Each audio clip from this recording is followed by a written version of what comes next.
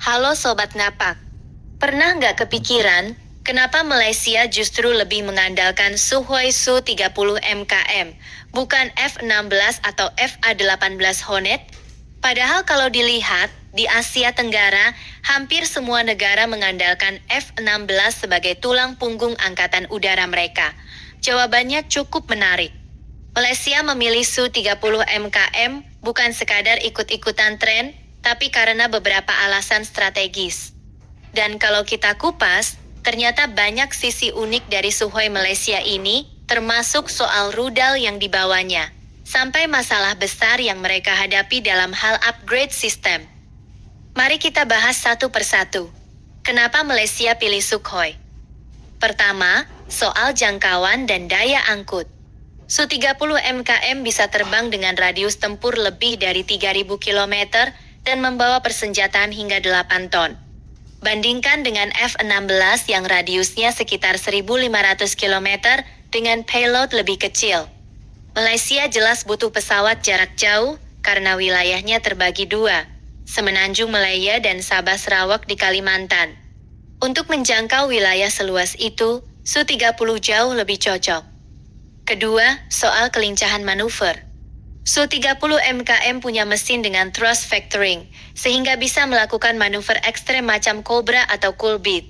Ini adalah kemampuan super maneuverability yang tidak dimiliki F-16 maupun Hornet. Dalam dogfight jarak dekat, Sukhoi jelas punya keunggulan.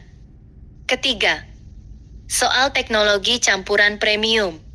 Su-30 MKM Malaysia adalah salah satu varian terbaik Su-30 di dunia. Pesawat ini menggabungkan sistem Rusia dengan avionik Prancis, sensor India, dan teknologi Afrika Selatan. Bisa dibilang Malaysia punya Sukhoi edisi custom yang super canggih. Bahkan dalam komunitas militer sering disebut Jeng Pakda, alias varian premium yang bikin iri negara lain. Persenjataan rudal yang dibawa Sukhoi Malaysia. Sekarang kita masuk ke yang paling menarik, senjata dan rudalnya. Untuk udara ke udara, R-73 Archer. Rudal jarak dekat dengan jangkauan 30 km. Dilengkapi sistem infrared dan helmet mounted sight. Bikin pilot bisa mengunci target hanya dengan menggerakkan kepala. Sangat mematikan di dogfight. R-77 ADE. Rudal jarak menengah hingga jauh, setara dengan AMRAAM. Jangkauan sekitar 80-100 km. Inilah senjata utama Malaysia untuk pertempuran beyond visual range.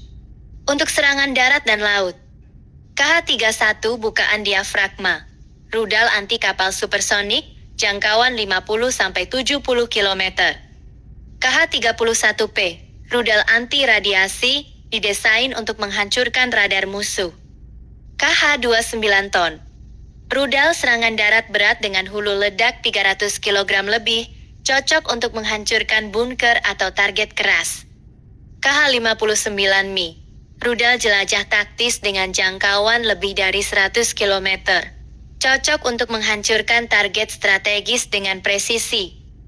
KH-35, rudal anti kapal subsonik dengan jangkauan 130 km. Sering disebut versi Rusia dari Harpoon. Selain rudal, Su-30 MKM juga bisa dipasangi bom pintar KAP-500 dan berbagai bom konvensional. Jadi memang fleksibel, bisa jadi fighter, bomber, sekaligus maritime strike aircraft. Dengan arsenal ini, TUDM punya jet yang bisa memukul target di udara, darat, maupun laut. Satu platform, tapi punya banyak wajah. Tantangan besar, upgrade yang rumit. Namun, di balik semua kehebatan itu, ada masalah serius. Sukhoi Malaysia memang hebat, tapi kalau suatu saat TUDM mau melakukan upgrade sistem avionik atau persenjataan, prosesnya akan sangat rumit. Kenapa? Karena Su-30 MKM bukan 100% Rusia. Avioniknya campuran, ada teknologi Rusia, Prancis, India, dan Afrika Selatan. Artinya, kalau ada komponen yang harus ditingkatkan, Malaysia harus berurusan dengan banyak negara sekaligus. Proses ini bikin upgrade jadi mahal, birokratis, dan kadang mustahil dilakukan cepat. Belum lagi lagi isu suku cadang yang harus datang dari berbagai sumber.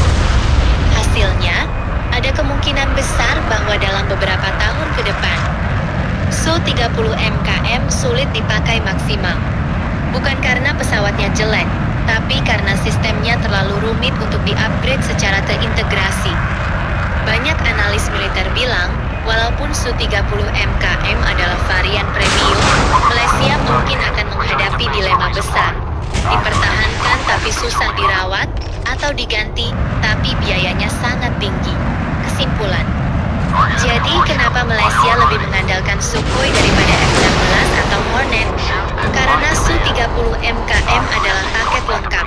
Daya jelajah jauh, daya angkut besar, manuver luar biasa, dan persenjataan lengkap dari udara ke udara sampai anti kapal. Tapi di balik keunggulannya, ada bayang-bayang masalah. Kalau upgrade jadi makin sulit, mungkin ke depan Sukhoi Malaysia akan kehilangan taringnya, bukan karena kalah teknologi, tapi karena rumitnya sistem yang campur-campur. Dengan kata lain, hari ini Su-30 MKM adalah simbol kekuatan udara Malaysia. Tapi esok hari, bisa jadi ia berubah jadi beban yang bikin TUDM pusing 7 keliling.